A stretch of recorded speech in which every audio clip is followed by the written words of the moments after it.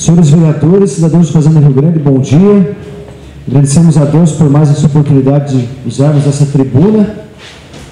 E acho que quem tem assistido às sessões da Câmara de Fazenda Rio Grande está percebendo algo diferente. Não existe aqui ninguém torcendo contra, mas também não existe aqui ninguém subserviente, aceitando tudo. Nós estamos numa Câmara de Vereadores mostrando que há uma interdependência entre o Executivo e o Legislativo. É assim que tem que ser. Então, até os vereadores que não são de situação têm evitado fazer críticas, porque os próprios vereadores da situação têm colocado algumas questões. Isso é importante, porque se o vereador da oposição faz a crítica, pode parecer que é porque ele quer tomar o lugar do outro, ou porque ele quer disputar a eleição. Mas quando o próprio vereador da situação faz a crítica, ela tem mais peso e mais força. Não que nós deixaremos, não quer dizer com isso que nós deixaremos de cobrar aquilo que tem que ser cobrado. Mas essa Câmara está trabalhando de uma maneira bem interessante e importante. Estamos em véspera de eleição e muito se falou aqui sobre os profetas da casa. Jesus dizia que um profeta não tem honra senão na sua casa. Isso quando as pessoas não têm fé. Quando as pessoas não têm fé, elas desonram os profetas da sua casa. Mas quando o povo é um povo de fé, ele honra os profetas da casa. E ele valoriza.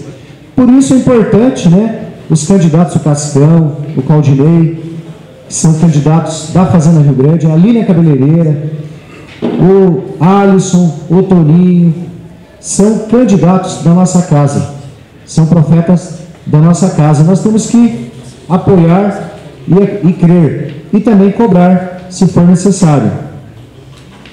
No último debate presidencial, me disseram que não se falou nada sobre educação. No último debate, dos últimos debates da televisão, não se falou nada sobre educação. Isso é algo muito ruim, porque está escrito que tudo que acontece de mal, tudo que acontece de ruim, todo tipo de roubo, de bandalheira, todo tipo de destruição vem por causa do desconhecimento do povo. Porque o povo não tem conhecimento, ele é destruído. Então a educação tem que ser o carro-chefe de qualquer candidato, de qualquer governo, porque vai levar o povo a não ser destruído. Isso é uma preocupação que sempre existiu desde a Grécia Antiga.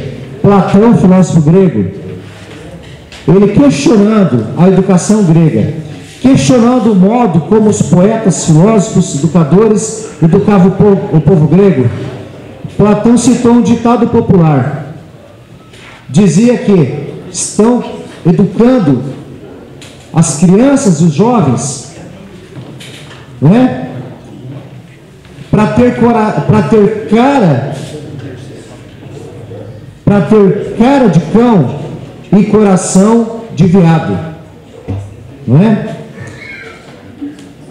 Então, nós precisamos de uma educação forte, por princípios, porque nós não queremos um povo, com cara de cão e coração de veado. O que significa isso, cara de cão e coração de veado? Nós não queremos um povo que finja que é forte, mas que na primeira dificuldade saia correndo como um veadinho. E todo mundo sabe que o veado, ele se assusta tanto que ele é capaz de morrer de susto. O coração dele explode. É isso que Platão dizia, coração de veado. Nós precisamos ter um povo com coração forte.